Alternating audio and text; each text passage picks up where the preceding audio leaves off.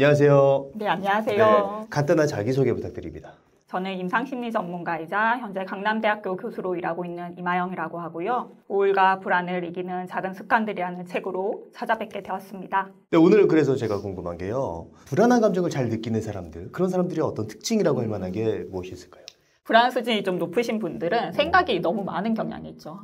걱정이라고 하는 이 반복적 부정사고가 굉장히 많은 편인데 이 걱정이라는 거는 만약 뭐뭐 하면 어떡하지 이런 그 추상적인 언어의 형태로 되어 있거든요. 만일 내가 내일 발표를 망치면 어떡하지? 이런 식으로 계속 걱정을 이어가는데 사실 이렇게 걱정을 하는 이유는 이 걱정을 함으로써 내가 진짜로 일어나기를 원치 않는 어떤 부정적인 결과를 피하고자 하는 그런 욕구 때문이라고 할 수 있어요. 내가 진짜로 발표를 망했을 때 내가 느낄 어떤 그런 좌절감이나 그런 실망감 같은 정서적 고통이 있을 수 있는데 그걸 피하고자 하다 보니까 상황에 이르기 전에 만약 망치면 어떡하지? 이런 생각을 계속하면서 인지적인 통제를 하고 있는 거라고 볼 수 있겠고 그리고 또 이 불안 수준이 높으신 분들은 생각이 굉장히 극단적이에요. 이분법적이고 뭐든지 뭐 성공 아니면 실패 아니면 뭐 아니면 도 이런 식으로 생각을 해서 사실 일상생활에서 저희가 좀 실수를 해도 대부분은 수습이 가능하잖아요. 내가 원하지 않는 결과가 나와도 대체로 내가 생각했던 것만큼 그렇게 치명적인 결과로 이어지지는 않는데 극단적으로 생각하는 경향이 있다고 볼 수 있습니다. 그리고 사실 불안 수준 높으신 분들은 부정적인 감정만 잘 느끼시는 게 아니라 어떤 긍정적인 정서를 잘 누리지를 못하세요. 즐거움이나 뭐 기쁜 일이 생기면 우리가 정서적으로 좀 동요가 되잖아요. 그러면 그 순간에 자기가 침착함을 잃을 것 같은 그런 통제를 잃을 것에 대해서 굉장히 두려워합니다. 그래서 긍정적인 정서가 들 때 거기에 대해서 가라앉히기 전략을 써요. 약간 찬물을 끼얹어 버리는 것과 같이 내가 지금 이렇게 즐겁지만 곧 안 좋은 일이 벌어질 거야. 어차피 이 기분 얼마 못 갈 거니까 너무 들뜨지 마. 호들갑 떨지 마. 내가 이렇게 좋아하면은 다른 사람들이 나를 이상하게 보고 주책 맞다고 생각할 거야. 이런 식으로 생각을 하면서 즐거운 기분을 이렇게 가라앉히려는 경향이 있고 이렇게 하는 이유는 사실은 긍정적이든 부정적이든 그런 감정을 느낌으로써 내가 통제를 잃을 것을 너무나 두려워하기 때문이라고 볼 수 있겠습니다. 그렇다면 왜 이렇게 불안감을 쉽게 느끼게 되는 걸까요? 다른 사람들에 비해서. 불안을 느끼는 그런 어떤 생물학적 기전에 대해서 살펴보면은 사실 뇌에서 그 공포 반응을 담당하는 변형계가 너무 이렇게 과민하게 반응을 하고 그에 반해서 그걸 좀 이성적으로 억누를 수 있는 전두엽의 기능은 떨어지는 그런 상태라고 할 수 있는데 그러면 내 뇌가 왜 이렇게 생겼을까? 기질적인 측면, 이게 유전적으로 물려받은 면도 크고 또 이제 후천적인 환경적인 그런 스트레스 요인에 의해서 상호작용한다고 볼 수 있는데 선천적인 측면을 살펴보자면 사실 이렇게 불안하고 예민한 기질을 가지신 분들 보면은 그 부모님이나 직계 조상님들 중에 이런 기질을 가지고 있었을 가능성이 굉장히 큽니다. 그런데 내가 그런 기질을 물려받았다고 해서 나쁘다고만 볼 수 없는 게 불안 수준이 높은 분들은 아주 조심성이 많죠. 그리고 위험한 일을 사서 하지 않아요. 아주 신중하게 접근하고 준비성이 철저한 그런 면이 있기 때문에 생존에 유리하게 작용을 했겠죠. 그래서 진화적으로 내가 살아남는 데 도움을 주는 측면을 물려받았다고도 볼 수 있을 거예요. 그런데 내가 그런 좀 불안하고 위험 회피가 높은 그런 기질을 타고났다면 환경적으로 조금 이렇게 안정적인 상황에서 자라면서 그걸 좀 다스리는 법을 이렇게 배울 수 있었더라면 참 좋을 텐데 후천적인 그런 환경에서 사실은 변동성이 굉장히 크고 불안정한 환경에서 자랐을 가능성이 있습니다. 뭐 예를 들어서 어린 나이에 너무 이렇게 이사를 자주 다닌다거나 아니면 부모님 간의 불화가 심해서 이렇게 부부싸움 하는 장면을 많이 목격을 한다거나 그런 어떤 스트레스를 받게 되면은 어린 나이에는 감당하기가 어렵죠. 그러면 뇌에서 그런 자극이 들어왔을 때 굉장히 이렇게 과잉 활성화되는 면이 있는데 커서도 나중에 그와 비슷한 아주 사소한 단서만 노출이 되어도 자라보고 놀란 가슴, 소뚜껑 보고도 놀라듯이 깜짝깜짝 놀라고 미리 사서 걱정을 하게 되는 그런 경향이 있을 수 있고 그럼 이제 내가 그런 불안감이 많이 올라왔을 때 그걸 조금 진정을 시키려면은 감정을 다스리는 법을 알아야 되죠. 근데 처음부터 태어났을 때부터 이제 아기가 자기 감정을 스스로 인식하고 그걸 표현하고 조절하기가 어렵잖아요. 그런 이제 조절 방법을 배우는 거는 대체로 이제 양육자와의 관계에서 그 애착 관계 내에서 그 양육자가 나에게 반응을 해주는 걸 보고 알게 돼요. 만약에 아이가 무서워하고 불안해하고 있으면 너 지금 무섭구나. 너 이것 때문에 불안한 거야? 그런데 괜찮아. 조금 지나면 괜찮아질 거야. 이런 이제 친절한 반응을 듣게 된다면 아, 내가 지금 느끼는 이 감정이 불안함이라는 감정이고 이거 지금은 많이 무섭고 떨리지만 시간 지나면 좀 괜찮아져. 스스로 내면화를 하면서 그런 감정 조절 방법을 익히게 되는데 그런 이제 양육자와의 상호작용이 없었다면은 자기가 불안이든 어떤 부정적 감정이 들었을 때 그걸 이제 처리하는 방법을 모르니까 그걸 피하기 위해서 더 애를 쓴다고 볼 수 있겠습니다. 아까 말씀해 주셨을 때 불안함을 잘 느끼는 사람들이 상황을 통제하지 못할까 봐 두려워서 그렇게 불안함을 느낀다라고 말씀해 주셨는데 사실 모든 상황을 통제할 수 있어야지만 불안함이 해소된다면 사실은 결과적으로 어떻게든 불안함을 느낄 수밖에 없다라는 얘기로 이해가 되는데 이 부분에 대해서는 어떻게 생각하시나요? 맞습니다. 자기가 어떤 통제감을 잃을 거를 극도로 이제 두려워하고 거기에 대해 많이 불안감을 느끼면 새로운 도전이나 변화를 하지 않으려고 하죠. 늘 익숙한 생활 패턴을 유지하려고 하고 뭔가 자기에게 기회가 되는 좋은 이렇게 제안이 들어와도 아, 내가 잘 해낼 수 없을 거야. 이렇게 생각하면서 고사를 하게 되거나 생활 반경이 굉장히 좁아지고 자신의 잠재력을 다 이렇게 발휘하지 못하는 상황으로 점점점 이렇게 고립되게 되고 그러다 보면 이제 자신감도 많이 떨어지고 나는 할 수 있는 게 별로 없어. 부정적인 자기상을 가지게 되는 것 같아요. 이렇게 내가 무언가 통제하지 못하면 불안한 사람들, 이런 사람들은 어떻게 자신의 불안감을 좀 다스릴 수 있을까요?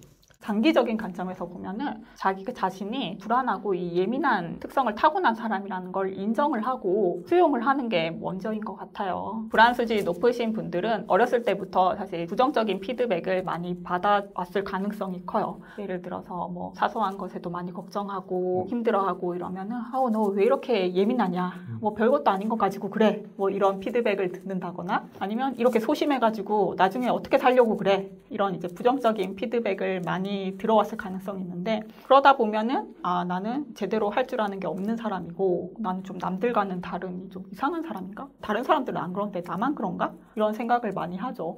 근데 이렇게 좀 자기 확신감이 떨어지면은 피해의식이 많이 생겨요. 그래서 다른 사람들은 별 의미 없이 한 말인데 그냥 사실을 말하기 위해서 이렇게 언급한 건데도 얘가 또 나를 비난하나? 나를 이상한 사람으로 보는 건가? 공격으로 느껴지는 공격으로 받아들이고 이렇게 더 화르르 하게 되는 경향이 있고 그런 상황을 이제 피하려고 이제 다시는 그 사람 안 보는 거죠. 그런데 자기가 좀 이렇게 예민하고 불안한 사람이라는 걸 인정을 하고 나면은 그러면 오히려 좀 편해지는 부분이 있는 것 같아요. 너 좀 예민하네 하면은 맞아 나 좀 예민해. 사람 잘 봤네 너. 그래서 내가 좀 예민한 면이 있기는 한데 네가 이렇게 하는 건 좀 불편하니까 이건 좀 나를 위해서 안 해줬으면 좋겠다. 이렇게 자기의 특성을 인정하고 상대방에게 당당하게 부탁을 할 수 있는 거죠. 내가 좀 그런 특성이 있는 사람이야. 그냥 있는 그대로 인정을 먼저 하고 그러고 나면은 오히려 그걸 장점으로 승화시켜서 살면서 많은 도움이 되었던 걸 생각할 수 있을 거예요. 그런 점도 있나요? 저도 사실은 되게 불안 수준이 높고 정말 예민하는 사람이라고 생각을 하는데 제가 좀 인정을 하고 제 자신을 되돌아보니까 사실은 내가 그 불안하고 예민함 덕분에 좀 준비성도 철저하고 신중하게 해서 크게 실수한 적도 없었고 그리고 그런 예민한 부분이 있으니까 사실 다른 사람의 이야기를 듣고 그걸 또 관찰하는 일을 하는데 그 예민함이 오히려 나에게 도움이 됐던 게 아닌가라는 생각을 하게 됐어요.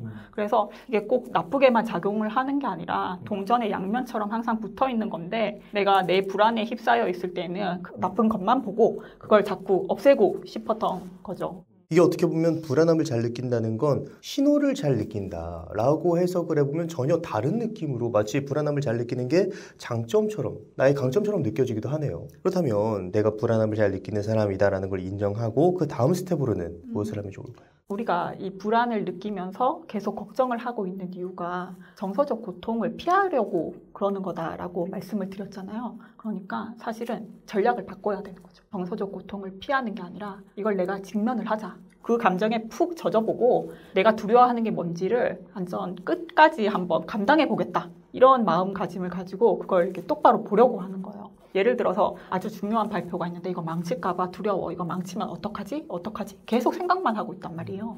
근데 생각을 하면 계속 불안해져요. 그러면 그런 순간에 그 발표 장면에서 얼마나 불안하고 얼마나 긴장하고 얼마나 많은 실수를 할 것 같은지를 아주 생생하게 떠올려서 내가 그 발표 장면에 있는 것처럼 직면을 하는 거예요. 내가 만약에 그 장면에 있으면 나에게 어떤 신체 감각이 느껴지는지, 어떤 생각이 떠오르고 어떤 감정이 느껴지는지를 완전히 내가 다 체험을 해보겠다. 모조리 끝까지 감당해보겠다. 이런 마음가짐으로 그걸 한번 푹 느껴보고 그 순간에 다른 사람들이 나를 보는 시선이 어떨 것 같은지를 아주 생생하게 떠올려보는 거예요. 그러면 이게 이미지상으로 이미 노출이 된 건데 노출을 해서 막상 내가 그 장면에서 떠오르는 생각, 감정 이런 거를 푹 젖어서 다 느껴보면은 생각보다 별거 아니거든요. 그것 때문에 조금 막 순간적으로 힘들고 심장도 빨리 뛰고 땀도 나고 하지만 조금 지나면 지나가죠. 이렇게 마음가짐을 바꾸는 것만으로도 불안 수준이 굉장히 많이 떨어지는 것 같아요. 좀 공감이 되는 게 보통 내가 어떤 불안함을 느끼는 것을 회피하는 것 같아요. 근데 회피를 한다고 해서 그 일이 해결되는 게 아니잖아요. 내가 불안함을 느끼는 게 있다면 직접 부딪혀봐라. 이게 굉장히 중요한 포인트인 것 같습니다. 맞아요. 그리고 걱정이 막 들고 불안할 때 그거 행동을 안 해서 사실은 불안한 거예요. 미루지 말고 지금 바로 부딪히자 하고 딱 마주쳐서 액션으로 옮기면 그 순간 바로 불안 수준이 떨어집니다. 어떻게 보면 굉장히 심플한 해결 방법이 있는 거네요.